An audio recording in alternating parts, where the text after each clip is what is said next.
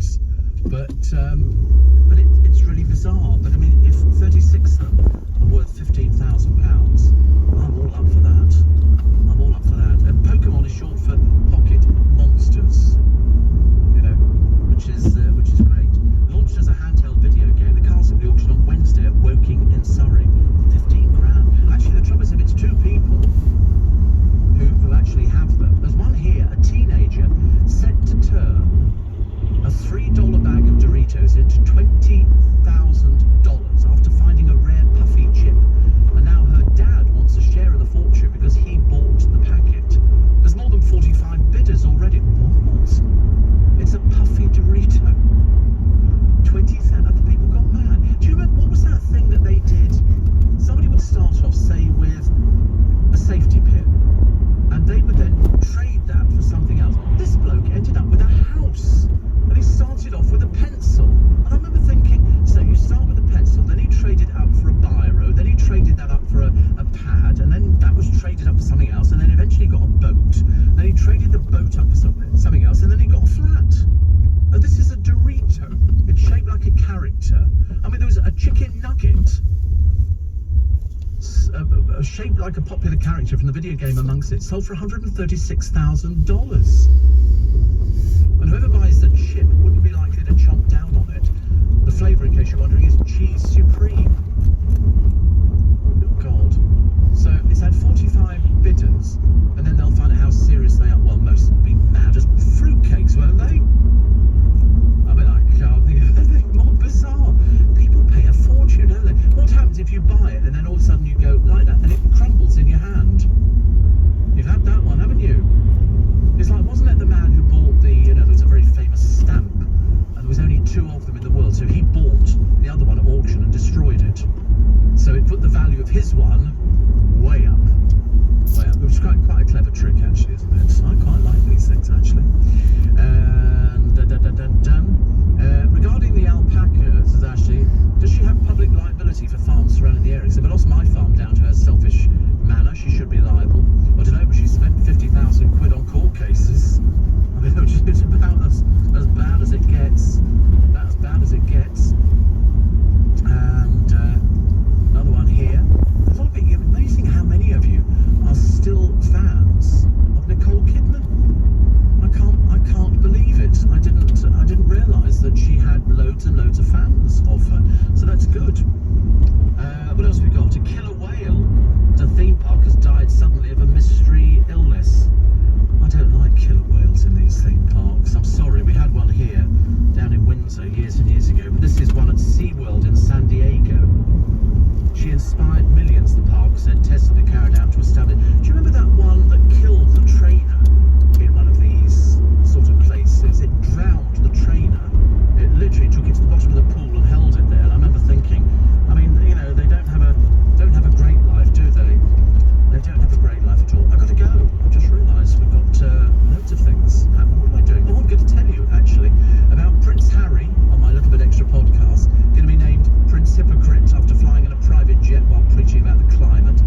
Katie Price moaning in the news yet again about another online troll and all the rest of it. Honestly, all she does is moan, poor soul.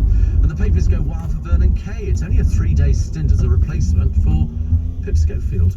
Download the Global Player app for Apple or Android, as well as listening live to LBC. You can listen back to this and other LBC programmes, as well as listening to a huge range of podcasts. At 10 this morning, it's Majid Nawaz in for James O'Brien. But right now, with your Monday breakfast, Nick Ferrari. Thanks, Steve. At 7 o'clock on Monday, August the 23rd, as the current Prime Minister pleads with Joe Biden for more time in Afghanistan, here's the view of one of his predecessors, Tony Blair. The problem with what's happened now, and this is my worry, you look around the world, and the only people really cheering this decision are the people hostile to Western interests. In other news, Extinction Rebellion coming to town. Extinction Rebellion are back, but is it for legitimate and necessary protest or costly and significant disruption? And LBC's Matthew Thompson live in Trafalgar Square. The devastation of Storm Henry continues across the US, 21 believed to be dead. Tropical storm Henri tore through New England, downgraded from a Category 1 hurricane, but still packing a powerful punch after landfall. Back to the UK, more disruption for our school children. Schools out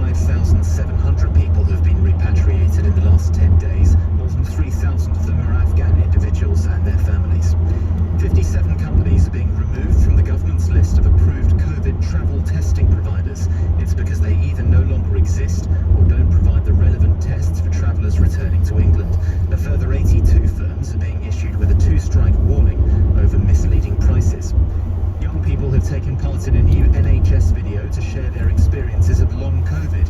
It's part of efforts to encourage more teenagers to get vaccinated before schools and colleges reopen next month. All 16 and 17-year-olds across the UK are now eligible for the jab.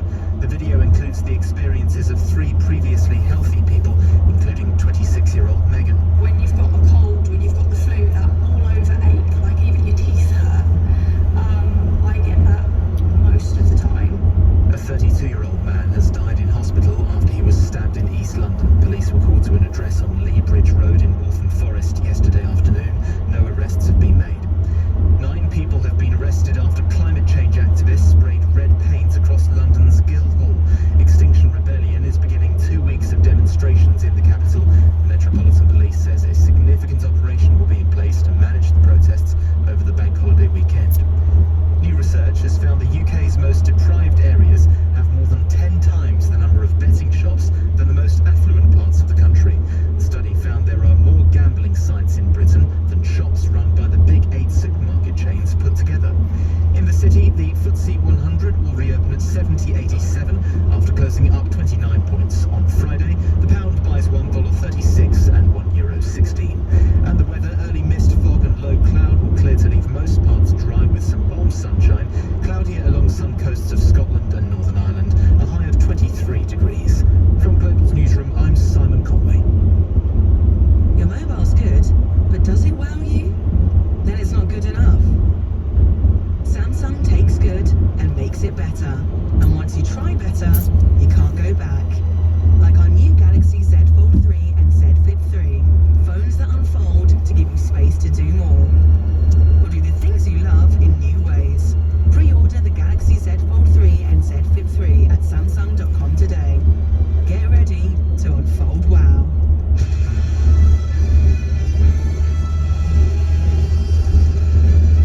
This is LBC from Global, leading Britain's conversation with Nick Ferrari at breakfast. Good morning, it's 3 minutes after 7 on Monday, August the 23rd, as reports reach out that the death toll at Kabul could be up to 20 people. Prime Minister Boris Johnson trying to persuade President Joe Biden to delay that evacuation. We'll look at the words of one of Boris Johnson's predecessors, Tony Blair, strong words over the weekend, and ask whether his message actually packs a punch. In other news, as you've already heard just before we gave you the news headlines, the Extinction Rebellion are coming back to London, and many of the great and good are delighted. Ex are mucky and they make a fuss. But what else is going to make politicians recalibrate, realign, revolutionise politics? As Stephen Fry will be looking at that later in the hour. Extraordinary interview given by Kola Hassan from the Islamic Sharia Council, speaking to the BBC yesterday about the Taliban takeover of Afghanistan. Every single person that I know as a Muslim are celebrating and saying, give them a chance. They have been ruled by foreigners for 40 years. We hope to speak with Kola Hassan on the show, but is that right? If you're a Muslim, every Muslim that woman knows has been celebrating. Have you been celebrating over the weekend the return of the Taliban? If you happen to be a Muslim, do give me a call on that. If you're hoping possibly to get some relief from the school children, if you want them to go back to school, guess what? They could be out for the first week, or they'll only go in for COVID tests. That's a real possibility in England, and we'll give you more details on that. And why are massive supermarket chains a little bit like buses? Well, you wait for one to come along like Morrison's for sale, and now possibly another. Sainsbury's, helping everyone eat better. That's unique. Because Stephen Fry, Extinction Rebellion, and Steve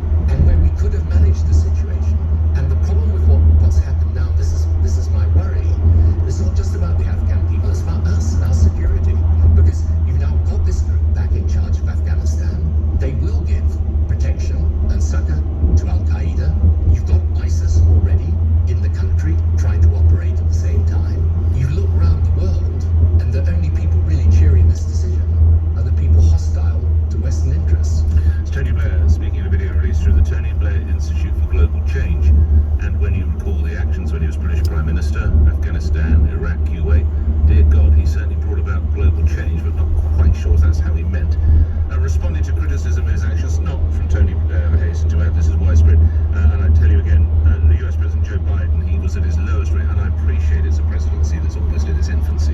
But if he thought the figures were bad last week, that has nothing compared to his approval ratings, or let's make that disapproval ratings through the weekend. He was speaking at the White House. I had a basic decision to make. I either withdraw America from a 20-year war, or I end the war. And I decided to end the war. My job is to make judgments. My job is to make judgments no one else can or will make. I made them. I'm convinced I'm absolutely correct in not deciding to send more young women and men to war for a war that in fact is no longer warranted. It's worth pointing out that Tony Blair, who's had that successful term as British Prime Minister, is considerably a lot younger than President Joe Biden. And Blair now, Mr. Blair is in a position to sort of have commentary on it. All right, let's get your views on what we heard from Tony Blair, reminding you, of course, that he was in part architect of the British policy here. John Rees is a visiting research fellow at Goldsmiths, University of London, also co-founder of Stop the War Coalition and a writer. Is it appropriate? Well, it's appropriate, of course he's allowed to. How much credence should be given to Tony Blair's views, would you say? Good morning. Good morning. Very little. He has presided over, there's only been two absolutely massive foreign policy failures since the Second World War in this country. One was Suez and the other was the Afghanistan and Iraq wars. And Tony Blair is responsible for the greater of those failures, and really a period of studied silence would be very suitable for Tony Blair right at the moment. His policy has been a catastrophic failure. The government that he once propped up fell in minutes because of its lack of support in the country. It really would be a good idea if he does it out for a while. To those who say that the West have enjoyed relative security from terrorist attacks, certainly on the level that might have been feared 20 years ago because of that policy in Afghanistan, how would you respond? Look at the graph. It's not true. The occupations, the invasions and occupations of Afghanistan and Iraq were casus belli for the terrorists. They promoted terrorism. They recruited for the terrorists. They gave them a cause to fight for. If Western powers continue to occupy other people's countries, that will fuel terrorism, not diminish it. But the scenes we see playing out at Kabul airport, what Mr. Blair says about those are surely right. There has to be some humanitarian gesture there, doesn't there, Mr. Rees? Yes, of course. They're awful. The end of this is awful. The beginning of it was awful. The middle of it was awful. 250,000 people have lost their lives. It's all awful. And indeed, it could be handled a lot better than it is. I doubt that it will be, because the people who made a mess of this from the beginning are not going to make, well, a good ending. Noting that you were co-founder of the Stop the War Coalition, then, what would you see as the best route? And I hear exactly what you say, it was awful at the beginning, middle and end. What do you see as the best path forward? Look, bombing people into freedom almost never works. What would help one of the poorest and most distressed countries in the world is some aid. You know, if you want to, that's just if you want to, that's buying villas in Dubai and California, isn't it, for the corrupt? well, obviously, I'm not remotely in favour of that either for the Afghan rich or indeed for the rich in this country. But what I do think is that roads and hospitals and schools would get us a lot further forward than, what was it, President Trump called the bomb he dropped on Afghanistan the mother of all bombs. I don't really think that's an exhausted and disgraced policy now. So the very least you can say about the alternative is that it's got a better chance of working than what we've had.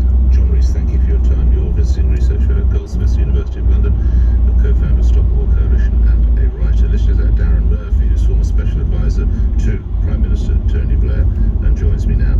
Again, for many, of course, you'll be aware of this without wishing to appear overly confrontational. They find it a bit rich to hear from your former boss. How do you respond? Good morning. Well, good morning, Nick. Well, I think where I'd start is to say that it's wrong to confuse the messenger and the message. The lesson of Afghanistan is that if you leave weird extremist people in power, the Taliban, and ignore or forget what they're doing, the effect is what happened on 9/11. And that is the the war that needs to be stopped and halted and maintained out of existence. And I think the problem with your previous contributor is that, as with most of the Stop the War coalition, they're only really in favour of stopping some wars, and they're always in favour of wars which are run by enemies of the values of freedom and democracy and liberal values. The policy in Afghanistan, of which Tony Blair was an architect 2 decades ago, what in your view has it achieved? Well, it's meant that we've had girls educated who previously weren't allowed in school by the Taliban. It's meant that a society...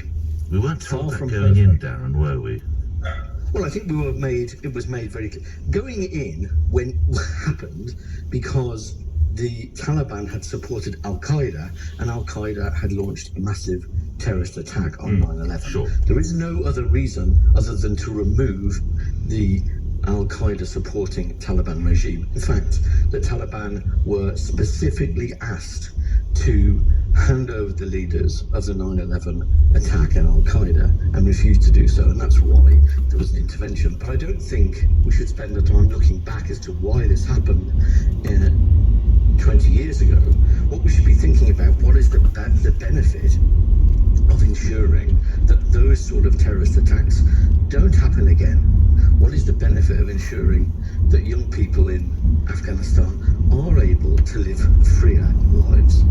That there has been a democracy, imperfect by all means, open to criticism by all means, but there has been a functioning attempt at a democracy in Afghanistan which has allowed women to be freer, which has allowed girls to be educated, which has allowed people to listen to the radio and watch the television, none of which was allowed in the Taliban. And I do think if you make the case for Trump's deal, and let's be clear, the events of the last few weeks are entirely down to the terrible deal that President Trump made with the Taliban. Hang on, Darren. President Biden could have ignored that.